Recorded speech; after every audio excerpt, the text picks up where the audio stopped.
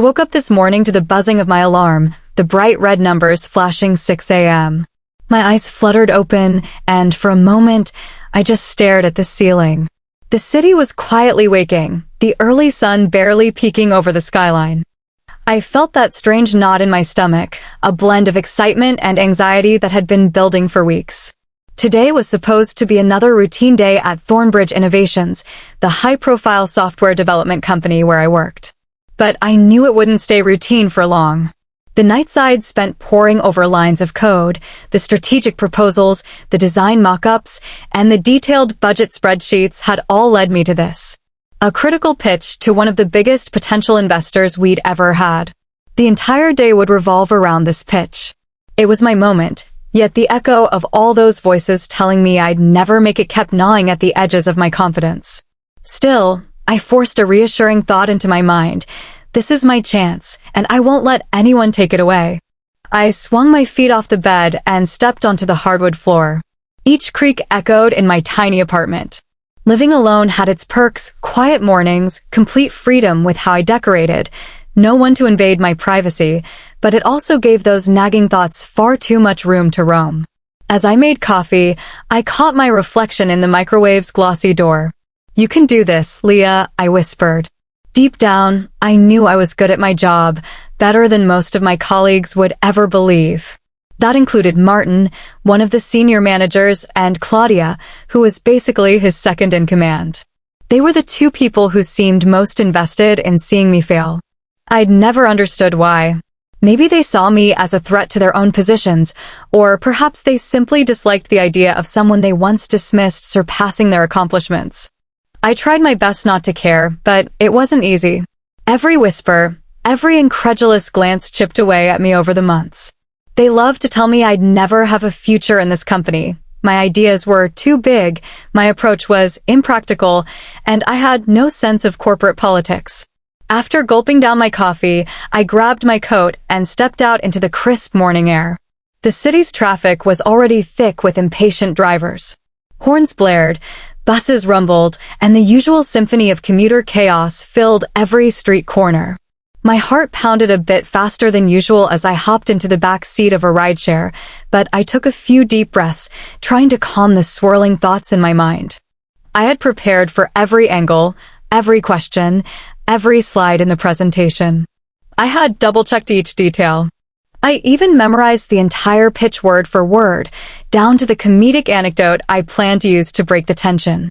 Yet the worry remained that Martin or Claudia would find a way to sabotage me at the last minute. That's how it had always gone, and I was determined not to let it happen again. The driver dropped me off in front of Thornbridge's sleek, glass-encased high-rise. Its windows mirrored the morning sky, turning them into pale, shimmering squares that never quite let you see inside. I walked through the revolving doors, passing a security guard who nodded in polite acknowledgement.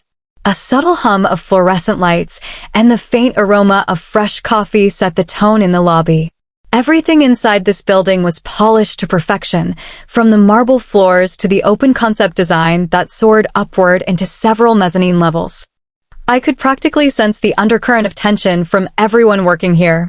Deadlines were always looming, and office politics thrived in corners invisible to the casual observer. I rode the elevator up to the 23rd floor, hugging my laptop bag close. In the reflective elevator doors, I noticed how tense my jaw was. I gently rolled my shoulders, trying to ease the stiffness that was already settling in. The elevator pinged, the doors opened, and I stepped into my department's work area, a sprawling open floor dotted with partitions, desktops, and potted plants that employees had brought from home. I spotted a few coworkers already at their desks, eyes glued to screens. Some offered me polite nods, while others were too immersed in their tasks to notice me at all. As I made my way to my desk, Claudia breezed by. She looked every bit the polished executive, impeccable suit, a leather-bound notepad, hair in a neat updo. She glanced at me out of the corner of her eye, barely concealing her disdain. We'd had our share of cold interactions. Not once had I ever seen genuine warmth or professional encouragement from her. Martin soon followed, striding in like he owned the place. He wore that smug expression I'd come to associate with trouble. He paused in front of me, took a very deliberate look at the watch on his wrist, and said, "Early, I see. Are you sure you're ready for this?" There was a bite to his tone. "Because if you're not, it'll reflect badly on the entire division." I fought the instinct to snap back. He'd love to see me lose my composure. "I'm ready," I said, my voice intentionally calm. "Everything's in order. I've prepared for all potential questions." He eyed me skeptically, almost as if he were waiting for me to slip up. When I didn't, he gave a slight shrug and walked away. I felt anger build in my chest. It wasn't a new feeling, but it never got any less aggravating. He acted like I was some incompetent intern who needed babysitting, not a professional who'd already proven herself in smaller projects. The day was still young, and I already felt the tension pulling at my nerves. I had to remain composed. I dropped my bag at my workstation and booted up my computer, ensuring my files were in perfect order. A few colleagues came over to wish me luck. They were the ones who believed in collaboration, in giving credit where it was due. Sometimes I'd catch them glancing around warily whenever they approached me, as if Martin or Claudia might appear and catch them talking to the wrong person. And that was how the office culture had become over the last year, quietly divided, with a few in the old guard, like Martin and Claudia, trying to maintain their power, and others who actually wanted progress and real change. Still, we all managed to coexist, though the tension was palpable. Throughout the morning, I refined last-minute details in the pitch slides. The design aspect was crucial. If it looked even slightly amateurish, Martin would pounce on it like a predator. He had made snide remarks before about my visuals being overly ambitious. Yet I'd noticed, ironically, that he'd reuse some of my formatting techniques in his own presentations. It enraged me to see him adopt what he once criticized, pretending it was his idea all along. But I didn't let myself dwell on that. Today was far too important. We had a prospective investor coming in, a figure so significant that entire departmental budgets hinged on their approval. If I nailed this pitch, it wouldn't just shape my future, it could reshape how Thornbridge Innovations operated. Maybe that was another reason Martin and Claudia wanted me to fail. They were afraid of a future they didn't control. At around 9 a.m., our department's director, Elaine, came by for a quick check-in. Unlike Martin and Claudia, she was a straight shooter, more interested in results than office politics. "Leah," she said, leaning against my desk, "I've seen your preliminary deck. It's good. Really good." Her tone was the closest thing to praise I'd heard at this company in a while. "Have you walked through all the talking points?" "Yes," I replied, showing her a calm smile. "Everything is timed down to the minute. I've got backup data in the appendix too." "Perfect," she said. "Just remember, you're leading the presentation. I'll be there, but you're the star. The investor requested to see who's behind this new project, and that's you." I nodded, trying to mask my nerves. After Elaine left, I exhaled deeply, feeling a surge of adrenaline. This was my moment. Martin passed again, this time dropping a snide comment within earshot. "I can't wait to see how you handle the tough questions. We'll see how well prepared you really are." I ignored him. My best approach was no approach at all, any sign of irritation, and he'd twist it into me being too emotional. He was good at that. Time dragged and then sped up in strange cycles as I immersed myself in final checks. By 11 a.m., I was rehearsing out loud at my desk. Some coworkers gave me thumbs up, others just seemed stressed about their own tasks. I'd occasionally see Claudia casting glances my way. She was poised, rigid, and cold. Her disapproval radiated like a chill, although I couldn't figure out exactly what form her sabotage might take. Maybe a sneaky email that undermined my data, or an offhand comment in front of the investor about the limitations of the project. I'd have to stay vigilant. After a quick lunch break, which mostly involved me nibbling on a sandwich while flipping through my notes, Elaine summoned me, Martin, and Claudia into the large conference room to prepare for the meeting. 2 junior staff members had set up water pitchers, glasses, and a neat row of chairs. A massive flat-screen display was mounted on the wall for my slides. I felt my palms turn clammy as soon as I entered. This conference room had witnessed countless pitches, successful and disastrous alike. It was the stage on which new products were born or killed, where budgets were granted or slashed. The stakes had never been higher for me than they were today. Claudia adjusted her blouse, scanned the conference room as though appraising it for flaws, then flicked her gaze to me. "Everything is set," she said curtly. Her tone was neutral, but her expression betrayed how little faith she had in me. Martin stood by the display, fiddling with an HDMI cable as if trying to find something wrong before the meeting even started. "Better check your slides one last time," he said over his shoulder. "If there's a glitch, we won't have time to fix it." I approached the conference table, hooked up my laptop, and opened the deck. Slide after slide appeared, perfectly aligned, transitions smooth, data points highlighted. It was exactly as I wanted. I glanced at Martin, but he'd already turned away, refusing to offer even a single nod of approval. Fine, I thought, I don't need his endorsement. Right before noon, Elaine ushered in the investor, a tall, confident man named Robert Carver. He was all business. Even his handshake felt like a silent negotiation, an unspoken challenge to prove you were worth his time. I introduced myself, trying to project calm professionalism. He gave me a polite smile, yet I sensed he was waiting to see if I'd be another one of those run-of-the-mill presenters.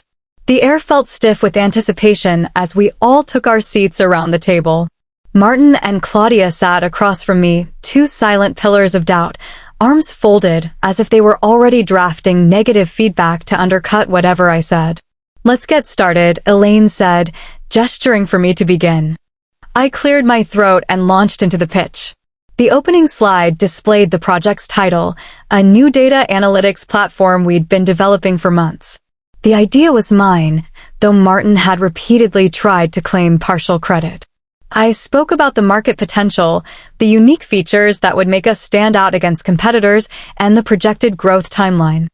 I could feel the tension in the room, but as I talked, I felt a wave of confidence wash over me. This was my work. I knew it inside and out.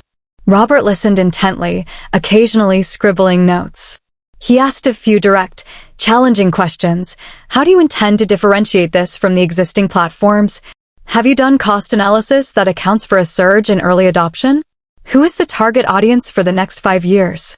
I answered each one smoothly, referencing data I'd included in the appendix. Martin watched me like a hawk, presumably waiting for me to stumble. But I had prepared too thoroughly. Claudia would lean forward every so often, open her mouth to interject, then close it again when she realized I'd already covered her point. After nearly an hour, I closed the presentation, concluding with a simple statement: this platform doesn't just fill a gap in the market. It shapes the future of how businesses interpret and act on data. By investing in us, you invest in shaping that future. There was a moment of quiet. Robert exchanged glances with Elaine. Then he nodded. "That was very thorough," he said. "I'm impressed." Relief flooded me. I saw Martin and Claudia exchange concerned looks, as though they'd just witnessed the exact outcome they'd been hoping to prevent. But it wasn't over. Robert indicated he wanted a more detailed breakdown of the marketing strategy.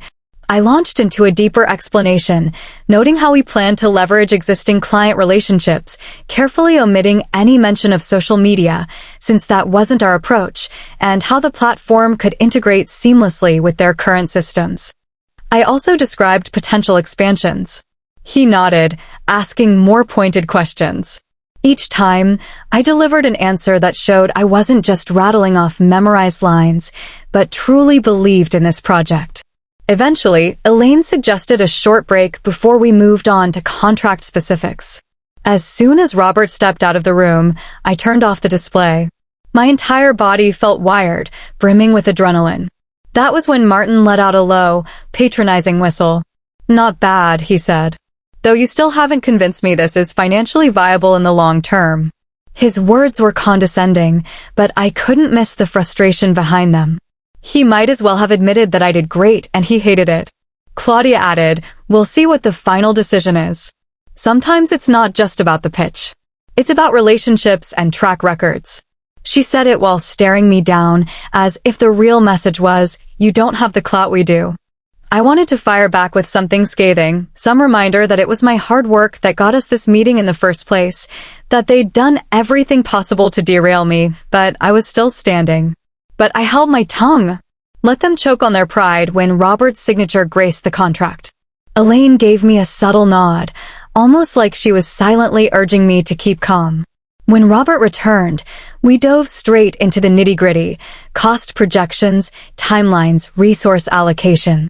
Martin tried to dominate the conversation, explaining details he barely understood. He made a couple of contradictory statements about the budget. I calmly corrected him with the data from my spreadsheets, each correction eliciting a flicker of annoyance on his face. Claudia also attempted to steer the direction of the conversation, highlighting potential pitfalls. But Elaine refocused the discussion on the opportunities at hand. I kept reinforcing the main points, making it clear that while risks existed, our plan was comprehensive. The back and forth felt like a long, tense dance. But by the end, I could see Robert was sold. He shook hands with Elaine and, to my surprise, shook mine with visible enthusiasm. "I look forward to working with you," he said, turning to me. "I'm curious to see how far you can take this." We agreed that he'd have his legal team draft preliminary documents. Everyone in the room seemed to exhale at once, though Martin and Claudia wore tight-lipped expressions, as if they'd just swallowed something bitter. We escorted Robert out, thanking him again. Elaine patted my shoulder softly. "Well done," she whispered. Martin and Claudia lagged behind. As soon as the elevator doors closed with Robert inside, Martin broke the silence, saying, "We should probably go over the formalities now. I'll need to confirm we have the resources." He spoke like it was all under his jurisdiction. I stood there, my laptop bag slung over my shoulder, trying to maintain my composure. Elaine, picking up on Martin's intent to muscle in, said, "Actually, Leah will be overseeing the next steps. This is her project, and she's already shown she has a deep understanding of the budget and timeline." She glanced at me, offering a supportive nod. "Martin, you can provide support where needed, but let's allow Leah to retain creative and operational control." Martin's mouth tightened into a forced smile. "Of course," he said, his voice strained. Claudia barely disguised her scowl before they both walked away, heading to their offices. My heart pounded in my chest as I realized the full extent of what had just happened. After all the doubters had whispered that I'd never amount to anything at Thornbridge, here was Elaine publicly handing me the reins of a top-tier project. I'd never felt more vindicated, more alive, more determined not to waste this opportunity. I had no chance to bask in that satisfaction, though. Thornbridge was a place where success brought more challenges. Despite my victory, the day was far from over. Elaine motioned me to follow her into her office. Once inside, she closed the door. "I wanted to commend you in private," she said. "You handled that presentation and those questions like a pro. Today was pivotal. We've had multiple proposals for expansions, but none garnered the same level of investor interest. You made it happen." I smiled, still trying to catch up to the magnitude of it. "Thank you, Elaine. I appreciate you giving me the chance." She waved off the thanks. "You earned it. But be prepared. Martin isn't happy. Claudia won't be either. You know how they operate. They might look for ways to undermine you, especially now that you've proven them wrong." She gave me a serious look. "Keep your eyes open." I nodded, aware that this achievement also painted a target on my back. As I left her office, I felt a surge of conflicting emotions, pride, anticipation, and a healthy dose of caution. The rest of the day stretched out in front of me like a battleground. I knew Martin wouldn't simply roll over. He'd try something. Claudia would, too. They couldn't stand the fact that I, whom they had dismissed and belittled for so long, was now the one shaping the future of a vital project. I made my way back to my desk, fielding congratulations from a few supportive coworkers. People seemed genuinely happy for me, those who weren't in Martin's or Claudia's sphere. Even some who usually kept their distance approached to congratulate me. I could feel a shift in the office atmosphere. Perhaps my victory had opened a small door of hope for others who'd been stifled by the old guard. Not long after, I received an email from Martin's assistant, summoning me to an urgent meeting in Martin's office. The email tone was almost accusatory, as though I was already doing something wrong. My stomach twisted into knots. I sighed, collected my thoughts, and walked down the corridor lined with glassed-in offices. Martin's door was ajar, and I found him seated behind his desk, Claudia perched on the edge of a nearby chair. "Close the door," Martin said curtly. I did as told, then stood there, waiting for him to speak. He glared at me. "You've done well in the pitch, Leah. None of us expected Carver to be so agreeable. But we need to talk about departmental processes." I braced myself. "Okay, what about them?" Claudia chimed in, her voice laced with a pretense of calm. "You need our sign-off for budget allocations, staff assignments, external communication. These are standard protocols. You can't just go running off with your own ideas and assume you have all the authority." I resisted the urge to roll my eyes. Elaine gave me responsibility for this project. Of course, I'll follow the standard protocols, but that doesn't mean I won't propose different strategies if I see a more efficient route. I want what's best for the project and for Thornbridge. Martin leaned forward, clasping his hands together. "You have to understand something. This company thrives on collaboration. Elaine may have put you in charge, but we're still senior management. You'll consult us first before making final decisions." His tone indicated that collaboration meant me listening to them and doing what they said. I felt my temperature rise, but I kept my voice steady. "I've always been open to collaboration, but I won't compromise the project's integrity just to satisfy your personal preferences." Martin's lips pursed, and he exchanged a glance with Claudia. She added, a word of caution: "If you step out of line, you could jeopardize your position. Remember, you've only just made a name for yourself. It can be unmade just as quickly." It took everything in me not to let the anger show. I refused to give them the satisfaction of seeing me ruffled. "Point noted," I said tersely. "Is there anything else?" "I have some follow-up tasks for Robert's investment team." They both gave me pointed looks, and Martin waved a dismissive hand. "That'll be all." I opened the door, and as I stepped out, the last thing I heard was Claudia muttering something about upstart employees who don't respect the chain of command. I walked away, my heart pounding. They were going to fight me every step of the way. Well, let them. I'd already come too far to let them tear down everything I had built. The office buzzed with an undercurrent of tension for the rest of the afternoon. I sat at my desk, sending emails, finalizing numbers for Robert's legal team, and scheduling a follow-up call with him. Each time I looked up, I could feel Martin or Claudia's gaze from across the open floor. A jolt of adrenaline kept coursing through me, but I kept my expression cool. More than once, a coworker would pass and whisper, "Don't let them get to you," or, "We're proud of you." The moral support bolstered me. A little later, as I headed to the break room for a drink of water, I overheard Martin whispering to one of his cronies by the copy machine. "She thinks she's on top of the world now. Just wait. She's not as smart as she thinks." Fury welled up inside me. I turned on my heel and walked away, refusing to give him the satisfaction of knowing I'd heard. At around 5 p.m., the day was winding down for most. But I still had a briefing call to finalize with Robert's team at 6 p.m. Elaine had insisted we clarify some legal language to avoid any confusion down the line. I didn't mind staying late. I was used to long hours. As people trickled out of the office, I gathered my notes, spread them across my desk, and prepared for the call. I was so focused that I nearly jumped when a voice behind me said, "Burning the midnight oil, Leah?" I turned to see Claudia standing there with her arms folded. Everyone else was gone. The overhead lights dimmed except for those near the desks still occupied. Her shadow stretched long across the floor, giving her an almost ominous silhouette. "I have some follow-up tasks," I said curtly, not really wanting to chat. She stepped closer, lowering her voice. "I'd like to offer some advice," she said, her tone shifting to something resembling concern. "You're new to being at this level of visibility. If you don't handle it carefully, you could burn bridges. Martin and we have a lot of connections in this industry. If this project fails, or if you step on the wrong toes, you won't just ruin your prospects at Thornbridge, but anywhere else." I clenched my jaw. So this was her attempt at intimidation. "This project won't fail," I said confidently. And I'm not stepping on any toes unless those toes belong to people who are trying to stifle innovation. If you want to work with me, great. If not, at least don't stand in my way. Her eyes flashed with anger, but she forced a small smile. We'll see how this pans out, she said quietly. Then she turned and disappeared into the dimly lit hallway. My heartbeat thumped in my ears.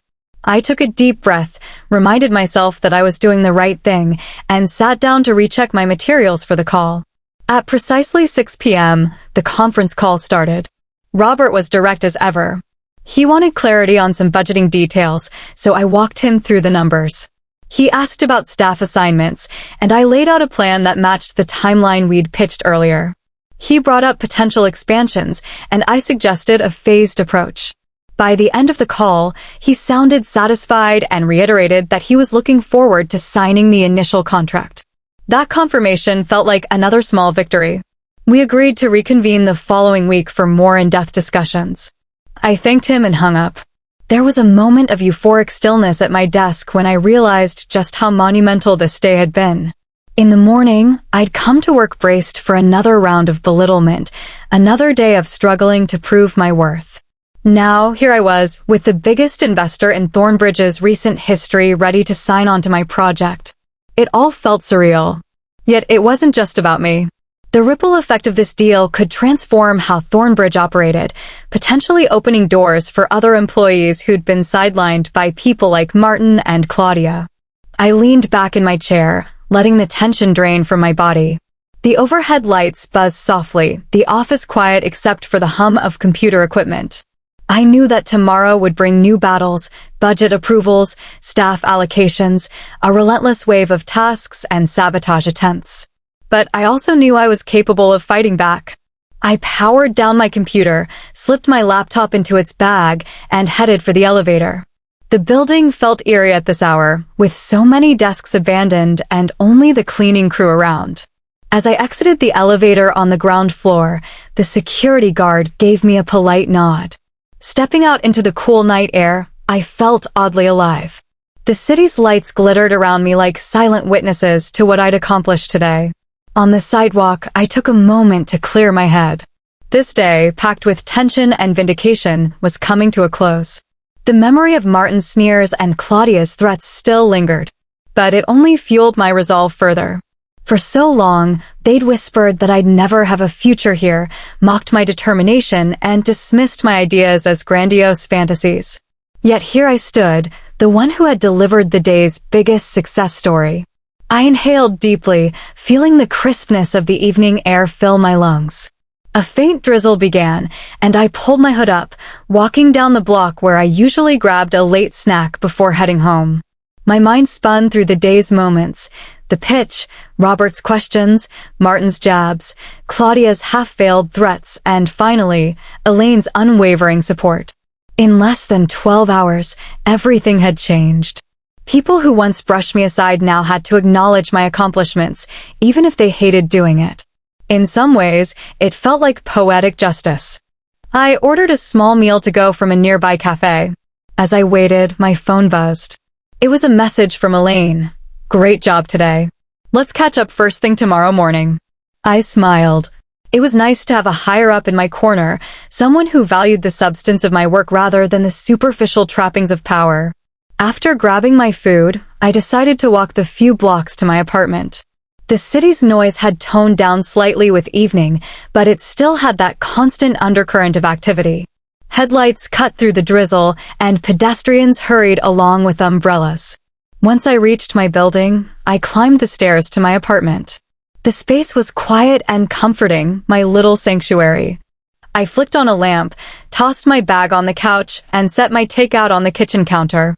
Exhaustion began to creep in, but it was accompanied by an undeniable sense of satisfaction. I kicked off my shoes, peeled off my damp jacket, and sank into a chair. 1,000 thoughts buzzed in my head. I replayed the events of the day, letting each victory settle in. I had every reason to be proud. A part of me, however, couldn't shake a lingering anxiety. Martin and Claudia wouldn't let this go. They would do everything in their power to remain obstacles in my path. Yet if I had proven anything today, it was that I could face them head-on. I munched on my food, savoring each bite. It tasted like triumph, small, momentary triumph, but triumph nonetheless. For a moment, I recalled the early days of my career at Thornbridge. I was fresh out of a less prestigious university than most hires, but I was bursting with ideas. Martin had been in a meeting my second week on the job, and I remember him shooting down my suggestions as though they were annoyances in his otherwise perfect plan. He hadn't even looked up from his phone. That was the first time he'd made me feel like I had no future here. Over the months, Claudia joined in, raising doubts about every strategy one proposed, volunteering me for menial tasks that wasted hours of my time. They had tried to bury me under busy work, reduce me to a trivial presence, and discourage me from ever seeking bigger roles. If not for Elaine's occasional glimpses of support, I might have quit out of sheer frustration. But I kept going, fueled by the belief that my ideas had value, and I just needed one chance, a single opportunity to showcase what I could do. And I'd gotten it. I let that realization sink in as I finished my meal. The day's tension began to fade, replaced by a deep sense of fulfillment. I was shaping the company's future, the same company that had so many employees who thought I was a nobody. And now, ironically, I was the one shaping theirs too. I cleaned up and took a warm shower, letting the water wash away the stress. My muscles ached with fatigue. The day's emotional roller coaster had taken more energy than I realized. Afterward, I slipped into comfortable clothes and settled onto my couch with a mug of herbal tea. In the hushed stillness of my apartment, I played through every conversation in my mind, from Martin's snark to Robert's final handshake. I felt those knots of anxiety slowly loosen. They'd always said I'd never have a future, that I was too idealistic or naive to grasp the corporate world. Yet here I was, forging ahead on my own terms. I checked the clock. It was nearing 8:30 p.m. Within a few hours, a new day would begin, but for now, this day was still mine. My phone buzzed again, this time a message from a coworker named Sam, who had quietly supported me over the past months, saw how the pitch went. "You crushed it. So proud of you." I smiled. I typed back a short thank you and set the phone down. I felt a warm sense of camaraderie, knowing not everyone at Thornbridge was like Martin and Claudia. There were others who believed in progress, in fresh ideas, in giving newcomers a fair shot. As I sipped my tea, I gazed out the window, watching the rain-slicked streets glisten under the streetlights. The city never really slept, and neither, it seemed, did my mind. But it was a good restlessness this time, a sense of possibility, of momentum. I recalled the sensation of standing at the head of that conference table, the enormous screen behind me, Robert's piercing questions, and the unwavering composure I'd managed to maintain. There was power in that moment. The me from a year ago would have been overwhelmed by nerves, but today I felt in control, confident, and proud of my hard work. I polished off my tea and decided it was time to prepare for bed. Tomorrow, I would have to show up early again, ready to face Martin and Claudia's looming negativity. I was certain they'd try new tactics to undermine me. Maybe they'd attempt to take over the staff assignments, or spread rumors that I was too inexperienced to handle such a big deal. Yet none of that mattered anymore. I had Elaine's backing and, most importantly, the investors' confidence. And if I stayed true to myself and focused on delivering results, I suspected it would be increasingly difficult for them to sabotage me. I turned off the lights, leaving only a small lamp illuminating the living room. As I made my way to the bedroom, I paused. Outside, the rain had slowed to a gentle patter. My reflection in the window showed not just tired eyes, but also something else, a woman who had proven she belonged in a place that once tried to push her out. I felt a sense of belonging at last, not because Thornbridge was perfect, it was far from it, but because I'd fought to carve out my space here. And in doing so, I began to shape a future for this company that Martin and Claudia never thought possible. I climbed into bed, letting the day's events settle into my mind like pieces of a mosaic forming a larger picture. Before drifting off to sleep, I allowed myself a moment of quiet gratitude, for the hours spent hunched over my desk refining data, for Elaine's willingness to see my potential, for the colleagues who had shared a kind word, And even for the obstacles Martin and Claudia had placed in my path, obstacles that forced me to grow stronger and more determined. My last waking thought was a reaffirmation. This is just the beginning. Morning light slipped through the curtains earlier than I expected. I blinked awake, feeling that same knot in my stomach, but it wasn't as debilitating as before. Instead, it felt like a drive pushing me forward. Just a day had passed, but so much had changed. I pulled myself out of bed, recalling every detail of yesterday's triumph and bracing for whatever battles awaited me now. Yet there was a sense of finality too, in that I had secured the investor. The biggest hurdle had been cleared, and no matter what Martin or Claudia did from here on out, they couldn't change the simple fact that I was the one leading this venture. The morning routine felt lighter, coffee tasted richer, the city's rush seemed less intimidating. I hailed a ride to Thornbridge, watching the familiar streets pass in a blur. My thoughts danced between the satisfaction of success and the challenges still to come. But I wore my confidence like an armor, remembering that in a single day, I had flipped the narrative. My colleagues would see me differently now. And Martin and Claudia, despite their best efforts, would have to deal with the reality that I was here to stay. The building's lobby was humming with the usual morning activity, but I walked through it with renewed purpose. Heading up to the 23rd floor, I noticed a couple of employees I barely knew nodding in recognition.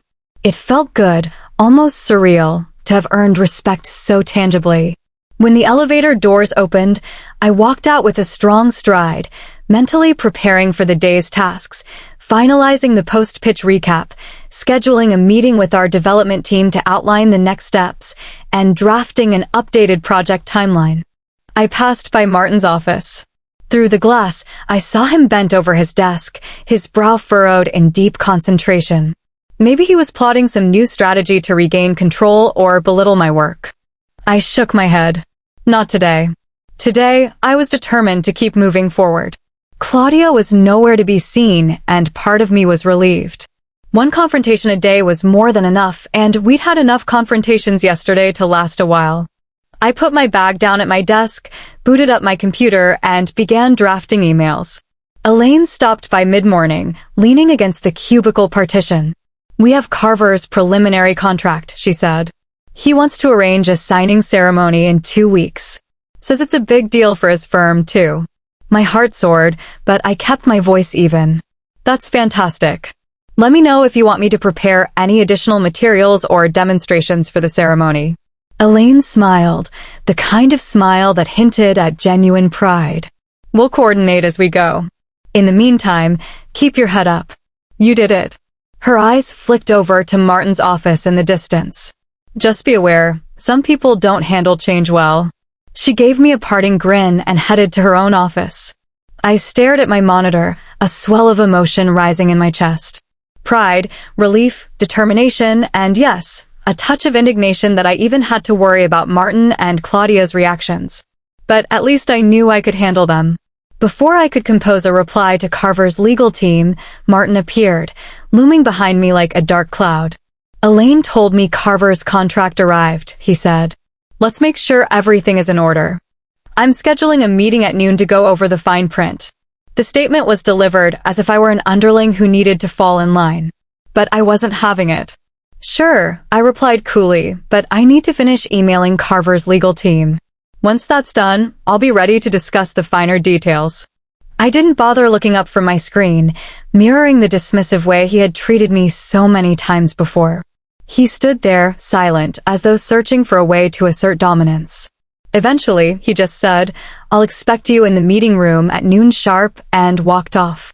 I heard him muttering to himself. It felt petty, but I couldn't help enjoying how irritated he seemed. He had no choice but to work with me on this project, like it or not. The rest of the morning flew by in a flurry of emails and document reviews. My phone rang off the hook with requests for more information or additional clarifications. As the project lead, all eyes were on me. And I relished it, not in a power-hungry way, but in the sense that my hard work was finally being recognized rather than dismissed. By the time noon approached, I was calm and collected, files neatly organized for Martin's meeting. Let him puff up all he wanted. The contract was a done deal in principle, and we'd soon be shaping every aspect of it. I headed to the designated room and found Martin already there, flipping through papers. He looked up at me and gave a curt nod. Claudia arrived seconds later, offering only a passing glance. We sat down, and Martin tried to dominate the conversation, pointing out clauses that he claimed might need revision. Claudia added her input, mostly negative, focusing on potential pitfalls. I patiently countered every concern, referencing not just the contract's language, but also the practical realities of the project. By the end, they'd run out of steam. I'd proven time and again that I had thorough answers, data-driven logic, and actual investor feedback to back me up. Finally, Martin sighed. Fine, this should suffice. We'll move forward with these points. Claudia stayed silent, her expression hard to read, but I sensed she was fuming. I felt a surge of triumph. This was more than just a meeting. It was symbolic of how the tide had turned. Yesterday, they might have overwhelmed me, but now I stood on solid ground. As I left the meeting, I felt lighter, as though a weight had been lifted. Martin's attempts to rein me in had failed. Even if he remained an obstacle, today's events reinforced that I was no longer alone or easily dismissed. The clock read 12:45 p.m. The last day and a half had changed everything. And yet, it was still the present, still a single, coherent thread of time in which I'd transformed my trajectory from someone with no future to a key influencer of Thornbridge's next big project. I returned to my desk, answered a few more emails, and allowed myself a moment of reflection. I saw a few coworkers glance my way with smiles, as though they sensed the shift. The burdensome question of whether I'd ever get my chance had been answered, and in a single day, I had done more than just prove Martin and Claudia wrong. I'd redefined my role. I felt it deep in my bones. They thought I'd never have a future until I became the one shaping theirs. And so the day rolled toward its close. I dove into the project's real work, planning development sprints, allocating resources, coordinating with the design team. A swirl of meetings and email threads took me into the late afternoon, but I reveled in it. Every task was a reminder that I was right where I belonged, doing the job I was meant to do. Martin and Claudia's glares no longer held the same power. Their attempts to undermine me rang hollow, overshadowed by the fact that our biggest investor had placed his confidence in me. As evening approached, Elaine walked by my desk and paused. "How are you feeling?" she asked gently, crossing her arms and leaning on the cubicle wall. "Tired, but good," I admitted, letting a small laugh slip out. "Hard to believe everything that's happened in just one day." She smiled, a genuine, warm expression. "You earned it. Keep pushing forward. Let's keep delivering results. Eventually, the rest will fall in line." She gave me a parting nod and walked away. I knew she was right. There would be challenges, fights, manipulations, but in the end, if the project succeeded, no one could deny the value I brought. I watched the clock inch toward 5 p.m. Emails were still rolling in, and I had plenty of follow-up tasks, but I allowed myself a moment of peace. From the morning's alarm to this point, the day had been a whirlwind of doubts, fears, victories, and new beginnings. A full, intense day that changed the course of my career and, in some ways, the company itself. Gathering my things, I powered down my computer. The office lights still buzzed, the hum of conversations lingering. Martin's door was closed, Claudia's office dark. Some employees were packing up. Others, like me, had that gleam of purpose in their eyes. This was just the start of a greater chapter. I took the elevator down, stepping into the warmth of early evening. The city was alive with possibility. My reflection in the glass doors showed a woman who had triumphed in a place that tried to bury her potential. I strode away from Thornbridge's entrance, each step light with relief and pride. There was no cliffhanger here, no hanging dread about whether I could hold on to this success. I knew there would be more battles, more attempts by Martin and Claudia to regain control or cast doubt on my capabilities. But none of that changed what I had accomplished in the last day.